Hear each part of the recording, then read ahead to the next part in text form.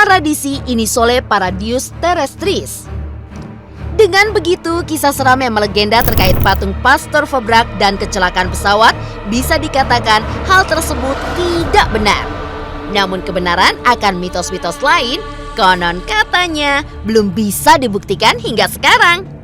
Besar kemungkinan patung ini dianggap menyeramkan lantaran perawakan dan warnanya yang terlihat besar dan hitam.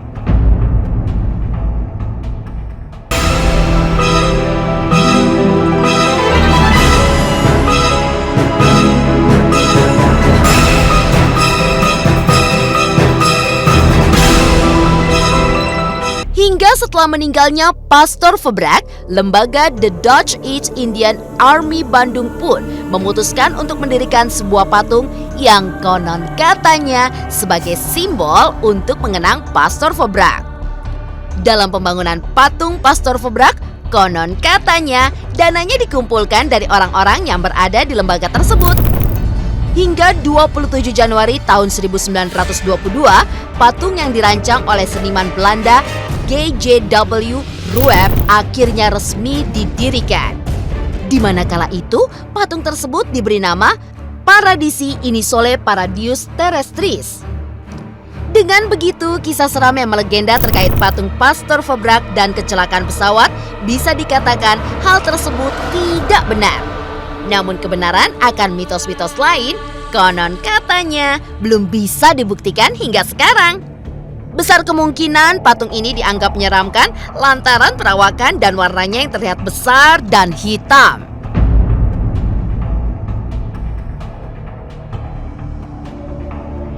Dan untuk mengetahui bagaimana lokasi Taman Maluku yang konon katanya seram lantaran keberadaan patung Pastor Fabrak, tim konon katanya pun kemudian bergegas menuju lokasi tersebut untuk mengeksplorasi Taman Maluku saat malam hari demi mencari kebenaran atas mitos-mitos yang beredar di masyarakat.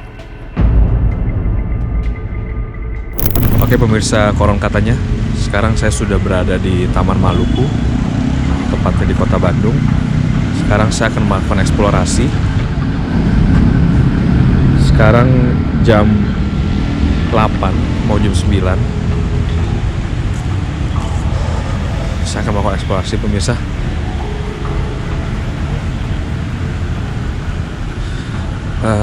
Pertama, taman ini gelap banget, sangat gelap, sangat minim pencahayaan. Memang ada beberapa lampu, tapi sangat minim pencahayaan.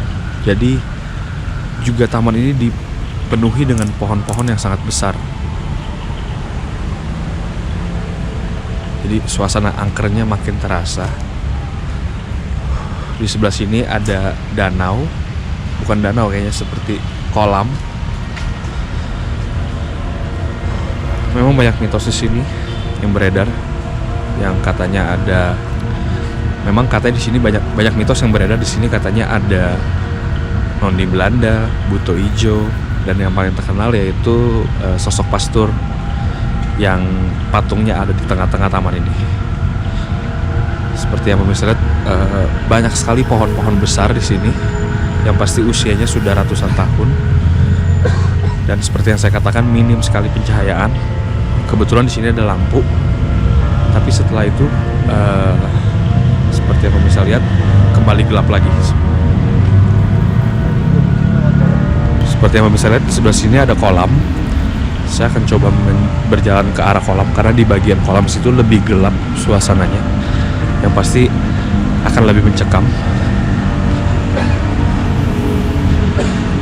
Perasaan saya di sini sangat tidak enak karena pohonnya sangat besar sekali pemirsa, sangat besar sekali, yang usianya sudah lebih dari ratusan tahun saya yakin.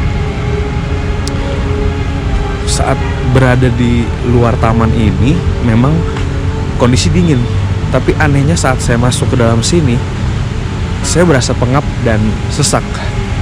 Apalagi ditambah kondisi sekarang sedang gerimis-gerimis kecil. Hal itu menambahkan suasana seramnya dari taman ini. Taman ini berada di tengah kota Bandung. Memang indah pada saat pagi hari atau siang hari, tapi saat malam hari seperti yang pemirsa lihat sangat kosong. Saya akan berjalan mendekati kolam.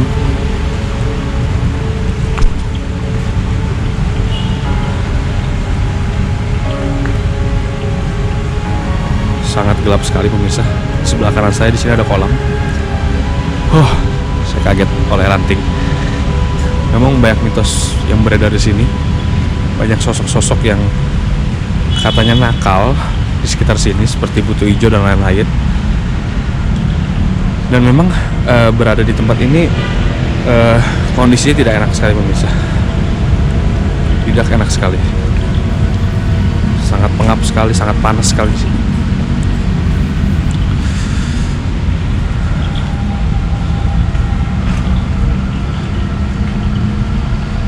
Saya akan mencoba ke tengah karena di situ buntu.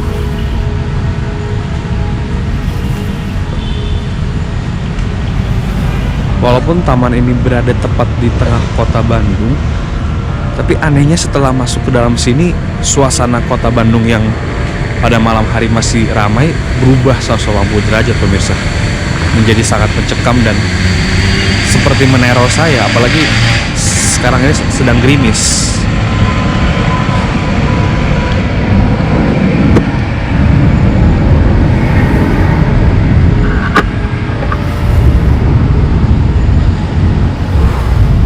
Ditambah taman yang sangat gelap, minim pencahayaan, membuat bulu kuduk saya makin merinding.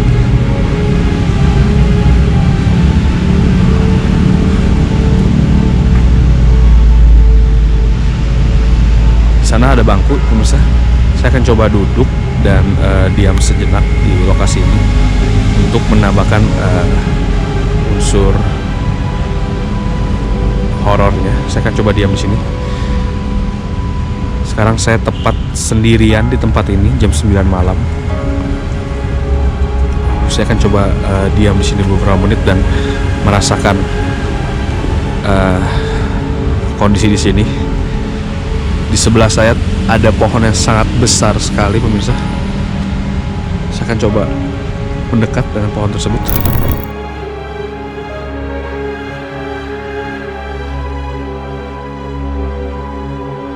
Lantas, mengapa sosok patung Febrak begitu ditakuti oleh warga setempat? Alasan apa ya hingga sosok patung tersebut yang konon katanya sering mengganggu melalui hal-hal yang berbau metafisika?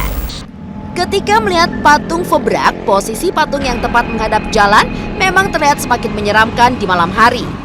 Selain mitos yang beredar bahwa patung ini konon katanya bisa bergerak sendiri hingga bisa mengawasi setiap orang yang berada di sekitarnya.